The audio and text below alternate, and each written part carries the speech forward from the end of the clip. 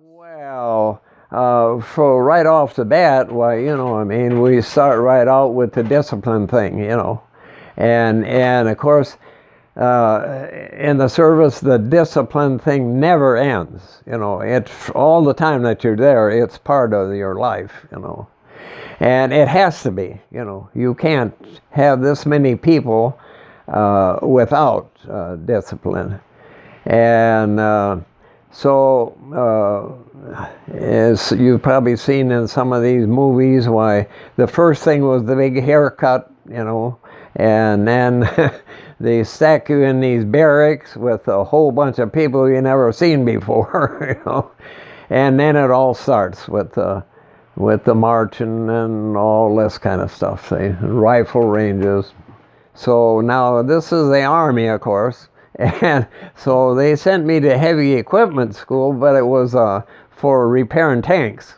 So anyway, instead of running a bulldozer or a crane, why, you could drive a tank, When after you're in the service so long, you take disappointment as part of the day, say, yeah. So we just kind of took it, and just about anything beat the infantry, So I guess that was my thought,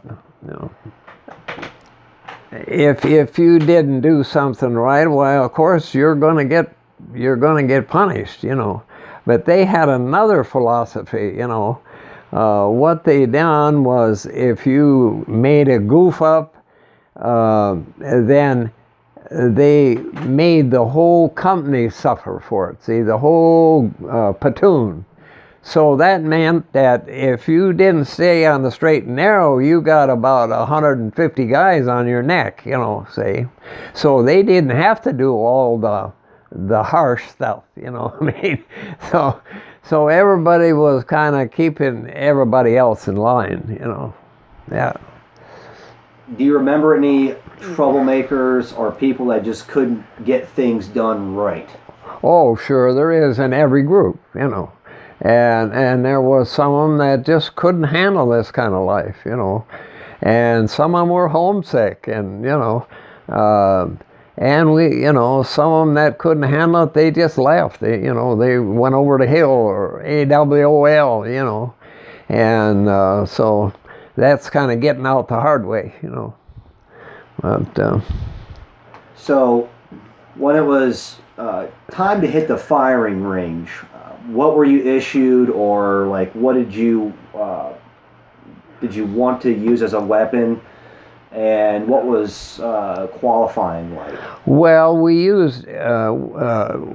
had to qualify with every small arm, handgun, carbines, Garand rifles. At that time, the Garand was still the old standby, and so, they certainly were looking for crack shots, They were really talk up the marksmanship, And so I thought, well, it's nice to be able to qualify, but maybe we better cool it here, We don't want to go and be a sniper in the infantry, see. And so things happen in the service, where you can get juggled from one place to the other, But anyway, we qualified for everything, and that's all, So we didn't take home no medals, So it's safe to say that you didn't really qualify as well as you could have. That's right. And I never will tell my sergeant that, but that's what it was, I probably didn't think so much about it at the time, but afterward, it was just natural that this platoon sergeant that was teaching you the ropes here, you hate his guts. That's understood, and they accepted that, But you have to remember that these guys done this over and over and over. You know, every 4 months they had a new group, and they were trying to teach these people how to stay alive. See, so after you realize what's really going on, you know, then you had to have the respect for them. See, So I do want to focus on one specific event. There was a short guy that was having trouble carrying his load, if you will. Well, you know, this, of course, this thing is all about everybody working together, you know. So when we went on these marches and stuff, everybody wanted to finish together. So for those who was having trouble, some of the guys that were more physical shape would help them out, like carry their rifle for them or field pack. And so that way everybody got finished, you know. And so that was good for the company and good for the fact that someday it might all come back, you know. So. Do you feel like, in a way, that was maybe good to have some misfits or some guys that struggled? Do you think that maybe made your unit better? Well, first of all, this is just human life, you know what I mean? I don't care if you got a crew down here working or what, you know what I mean? You're going to have some that don't quite shape up, you know what I mean? The only thing is, there, you had to shape up, or you had all these guys on your neck because they treated the whole platoon. They punished them for what the bad guys done, see. So basically, the weakest link is how they graded and how they punished and disciplined. Right. So it was everybody's benefit to bring that guy. Right. So, yeah. So you finished basic training. Was it then that you learned about the Korean War? When did the war in Korea become a factor in your Army career? Well, actually, it was only a very short time before it broke open. It was just, I don't know, maybe weeks before it actually, the invasion happened. You know, the North Koreans invaded, and so that was news. And so then they said, well, you know, how's this going to affect us? See? So they said, well, the United Nations is going to take over here, and we're going to contribute people, and all these other places are going to. And so then you thought, you know, when then it might affect any one of us, you know. Well, I was scheduled to go to another school for an advanced school, see. And they said, well, nope, you're not going nowhere. You know, so then we got the orders to go, see, to... You take that leave. Did you go back home? Yeah. And what did you do when you were on leave there? Well, I met this woman, and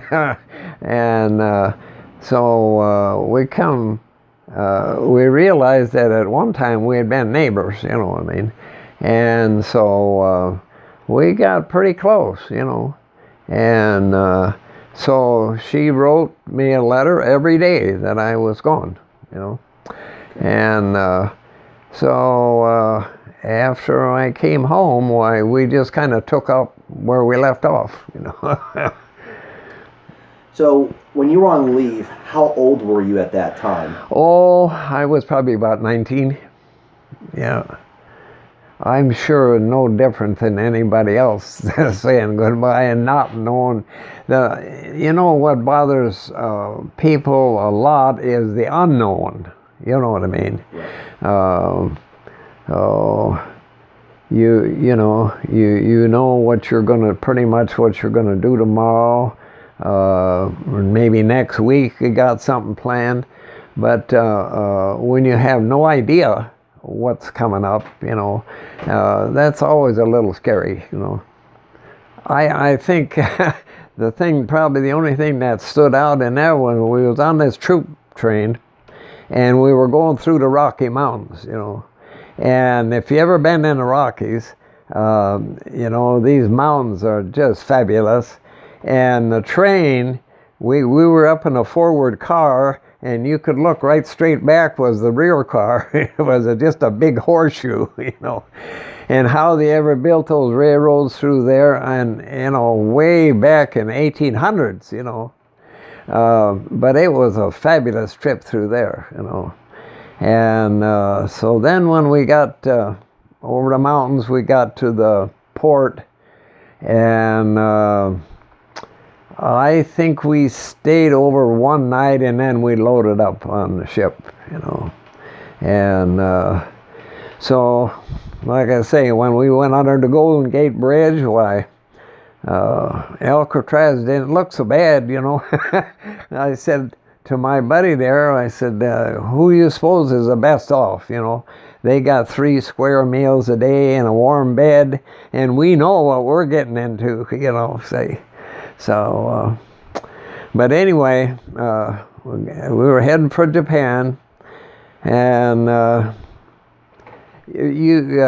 like I say, we had 3,600 men on an 1,800 man ship, So you had just about standing room only, Well, that was bad enough until we got into a hurricane, So I thought we were going to the bottom, I mean, these waves were just terrific, They went right over the top of the ship, And of course the ship is going down, and it's up and down, and then it would give it a little roll, see.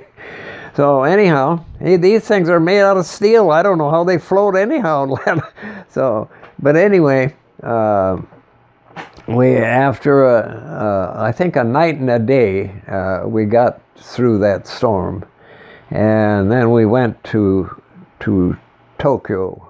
And I'm sure everybody kept their lunch down. I'm sure. Oh, I don't know. Well, hey, with all these people, if you weren't sick, you're gonna get sick. They locked everybody down. They shut the hatches. We used to go up on deck. So they run everybody down below and lock the decks down, so you couldn't get up there. So you got this 3,600 men standing around there, and nothing to do but watch each other throwing out, So he didn't have to worry about what he was going to have for supper, That was the least of it.